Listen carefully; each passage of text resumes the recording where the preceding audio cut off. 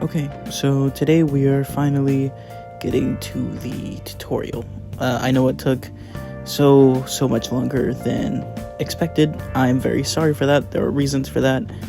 I had to scrap the video like 3 times. It was ridiculous. Just before we get started, if you like this video or have any other ideas, please let me know in the comments. And while you're down there, if you want to subscribe, go ahead. We're really close to 1,000, which is my current goal. That would be so great if you could just sub. I mean, that would just be great. This is my first tutorial, so again, if you have any tips, please let me know. Today we are talking about heads, faces, hair, all of it. So without further ado, let's get into it.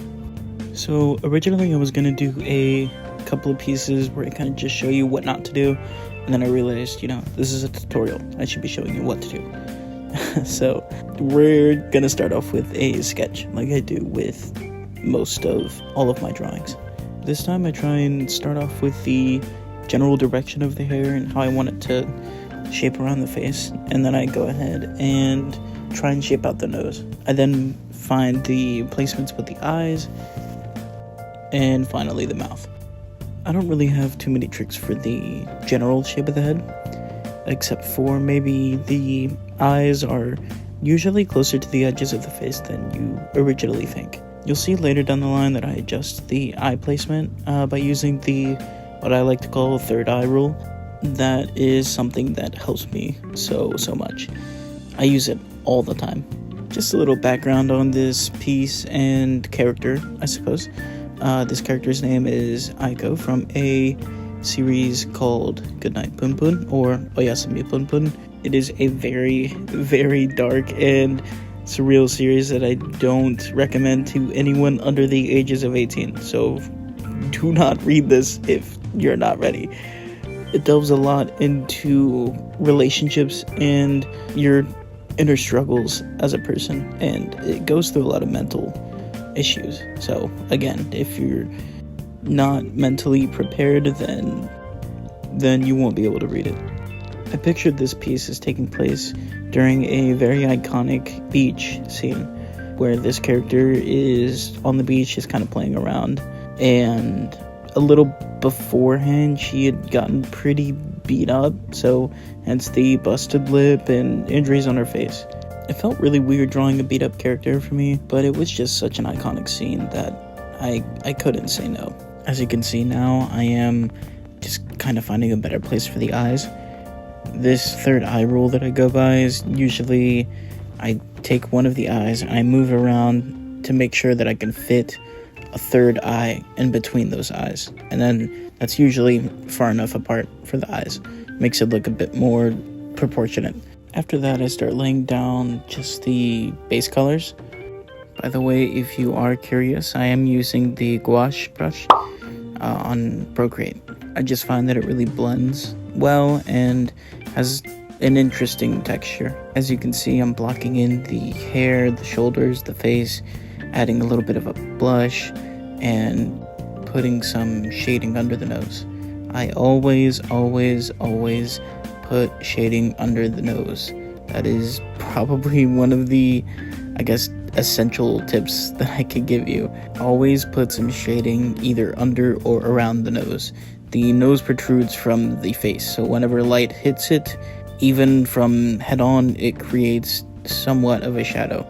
I then start blocking in where some of my shadows would be, or where I believe some of the shadows would be. I think I end up changing some of them here and there, but these mostly stay the same throughout the piece. Another big tip that I use a lot is whenever you use a brush like I do that blends, I will sometimes take the in-between color of blending forms from one color and another and use it to color other things. It's kind of hard to explain, but you'll see me do it a lot. I'll color pick from in between where I put down the base color and the color on top of it, and then color somewhere else. It's very useful for making your art look a little more uniform. As you can see, I'm setting the light source up as if it's coming from the left side of the screen. So most of the shadows and shading are going to be on the right side of the screen. I then fill in where I thought the missing tooth was, but later learned it wasn't. I just forgot where it was, and then I switched it to the other side where it should be. And I then draw over where the eyes are, because I'm preparing to turn off the line art or sketch layer, which I know from experience can be really scary to some artists. And I actually don't usually have a sketch layer and color layer, which most people will find absolutely ridiculous. I usually just do one layer and do everything from the ground up, just kind of working on top of each other, like I suppose an actual painting. But I went ahead and made one for the sake of this video, and also for the short that I made not too long ago with it. So I finally get rid of the sketch layer, and it looks pretty rough. So I start by kind of blocking in the nose a bit more, shrinking it down just a little bit, and then I start kind of rendering out the mouth a bit more, making up for where the sketch was. Now when it comes to mouths, I used to have a very, very, very hard time doing them, but I've learned a couple of little tricks to combat that. Whenever drawing an open mouth, the teeth aren't always as visible as you might think. You know, a lot of people will watch anime or cartoons, and that's all they'll see. You know, they smile big and wide, and they kind of just show off the teeth. But in real life, I mean, most of the time when I talk, I don't even show my teeth, and that's, you know, opening and closing your mouth. So naturally, when you draw a still image of it, it's not going to show your teeth as much as you think. I usually like to make the inside of the mouth fairly dark, and sometimes show the teeth. It just helps. I don't know why. It just does. It's just something to keep in mind. Also, the top lip will usually have some kind of, you know, U shape at the bottom of it. So make sure you include that. And it usually curls a bit at the ends of your top lip, or where your top lip and bottom lip meet. Another thing to keep in mind is that there are a lot of different types of mouths. Just like there are hairstyles, eye types, nose types, it's just a lot. It's like putting a character on a full-on randomizer. It's a lot. Some people have really thin upper lips. Some people have really thick upper lips, especially if they've gotten, you know, lip fills, Botox, all that kind of crap. Some people have really, really big bottom lips. That's just how it works. So keep that in mind when you're drawing a character, or even if you're making a character. Think about what makes them unique. Another thing to keep in mind whenever you're just doing art in general, keep in mind the big picture. Don't zoom in too much or you'll get lost in the details, like I was here. I zoomed out and went, oh my god, where are the eyebrows? Because I just completely forgot about them, which is what you see me doing now. I'm just trying to get the eyebrows down. Now, I have a short out that explains just a little bit about hair. With this piece, it was very easy to figure out what to do with the hair. On this character, it all just kind of stems from one place on the head, very, you know, middle of the top of her head. All the hair just kind of flows down and curves around her head. So the tip for that is just to find the point at which the hair comes from. I believe it's called the hair crown or something of that sense. Basically just find the roots. As you can also see, most of the hair is kind of swaying towards the right. I figured some wind would be nice. I mean, it's in the middle of the day on the beach. There's going to be a breeze. It just logically makes sense, which is another thing to think about. When making a piece, imagine your characters in an environment. You know, what are the outside forces that may affect their body, their face, the lighting? You have to think of all of that while you're doing the piece. You'll now kind of see me render out the bags under her eyes a little bit, and then just go right back to the hair. That's another thing about me. Personally, when I work on something, I can't stay in one place for too long, or I'll either get bored or just focus way too much on the details at that one place and just screw up the whole piece. So if you're like me, you get bored easily, you need distractions, maybe try that out. That might help you a little bit. But I end up going back to the hair and establishing kind of with the dark brown and light brown, the background hair, I suppose, or the hair that's kind of flowing behind her with her bangs. I then come in with a little bit of a lighter brown to try to incorporate some kind of, indicator of light going through. I also tried to give her face wrinkles because in the sketch I had her smiling, it just kind of turns into a blank face, or something of that nature by the end. But the face wrinkles, they don't stay, which is another thing you have to think about when you're doing these pieces. Is you have to think about, do these characters have dimples? Do they have wrinkles in their, when they scrunch up their nose because they're smiling or angry or about to sneeze? I then go back to the nose to render it out a bit more, and go back to the shading to indicate the bottom of the nose, where the nostrils are and where it connects to your top lip. I then go back to the lips to start filling out, little cracks in the lip, to that little part, that little U part that I was referring to earlier, just defining that, adding some shadow to both the lips and the teeth, which is another thing. I know a lot of, stereotypical, I guess, cartoons, whatever, will have that, the teeth are always, 100% white. But if you look in the mirror, most likely that's not the case. You got some gray in your teeth. If you look really closely, you may have some blue depending on the lighting. You could have yellow if you don't brush your teeth, I suppose. There are so many colors that could be associated with your teeth. It's honestly crazy to sit here and talk about it. I then add some highlights here and there on the nose, on the cheek a little bit, and I think eventually on the hair. As you can see, I went ahead and color picked the white where it hadn't, filled in all the way near the top of the head. That's another thing. Just take any of those colors where you can get them, wherever you see them on the face. Now, in the scene in the manga, she is also wearing a sun hat, and so I kind of shade near the back of her head on either side, like she's wearing a hat.